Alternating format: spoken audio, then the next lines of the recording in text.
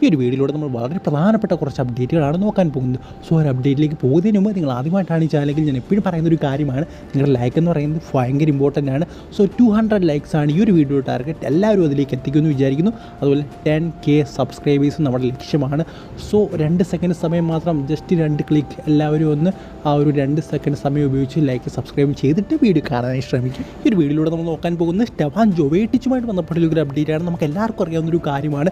Stefan ജോവേറ്റിച്ച് നമ്മളെ ഏറ്റവും കൂടുതൽ കേട്ടൊരു റൂമറാണ്. എന്നാലും ഫൈനലി ഇപ്പോൾ നമുക്കറിയാൻ സാധിക്കുന്നത് അദ്ദേഹം കേരള ബ്ലാസ്റ്റേഴ്സിലേക്ക് വരുന്നില്ല എന്നാണ്. പക്ഷേ കേരള ബ്ലാസ്റ്റേഴ്സ് നല്ല രീതിയിലുള്ള ശ്രമങ്ങൾ നടത്തിയിരുന്നു അദ്ദേഹത്തെ സ്വന്തമാക്കാൻ എന്നാണ് നമുക്കറിയാൻ സാധിക്കുന്നത്. സോ അദ്ദേഹത്തിൻ്റെ ഒരു കാര്യം നോക്കുകയാണെങ്കിൽ, ഇത് സ്റ്റെഫാൻ ജോവേറ്റിച്ചിൻ്റെ ഒരു കാര്യം നോക്കുകയാണെങ്കിൽ അദ്ദേഹത്തിന് ഏതാണ്ട് 5 കോടി രൂപ വരെ കേരള ബ്ലാസ്റ്റേഴ്സ് ഓഫർ ചെയ്തിരുന്നു. പക്ഷേ അദ്ദേഹം ചോദിക്കുന്ന തുക എന്ന് പറയുന്നത് 10 കോടിക്ക് അടുത്തായിരുന്നു എന്നാണ് നമുക്കറിയാൻ സാധിക്കുന്നത്. സോ അത്രയും തുകയൊന്നും കൊടുത്ത് കേരള ബ്ലാസ്റ്റേഴ്സിന് അദ്ദേഹത്തെ കൊണ്ടുവരാൻ സാധിക്കില്ല. സോ അതുകൊണ്ട് തന്നെ കേരള ബ്ലാസ്റ്റേഴ്സ് ആ ഒരു എന്താ പറയുക, അദ്ദേഹമായിട്ടുള്ള ഡീല് വേണ്ടെന്ന് വെച്ചതാണ് നമുക്കറിയാൻ സാധിക്കുന്നത്. സോ 5 കോടി വരെ കേരള ബ്ലാസ്റ്റേഴ്സ് ഓഫർ ചെയ്തു എന്ന തരത്തിലുള്ള വാർത്തകളാണ് കേൾക്കുന്നത്.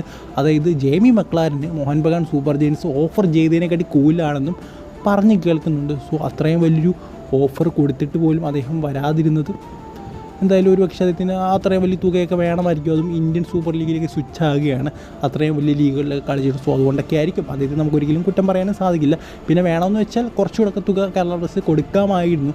ഏതാ ഒരു വാക്ക് ഓവറും അതുപോലെ തന്നെ ആ ഒരു മറ്റു രീതിയിലുള്ള ഫൈനുകളും സ്പോൺസർഷിപ്പ് ഫീസ് കിട്ടിയില്ല എന്ന തരത്തിലുള്ള വാർത്തകളും കേൾക്കുന്നുണ്ട്. ഇത് ബൈജൂസ് ചെയ്യുന്നു. സോ അതൊന്നും ഇല്ലായിരുന്നെങ്കിൽ കുറച്ചുകൂടി ഒരു ഓഫർ കേരള ബ്ലാസ്റ്റേഴ്സ് കൊടുക്കായിരുന്നു എന്ന് പറഞ്ഞ് കേൾക്കുന്നുണ്ട്.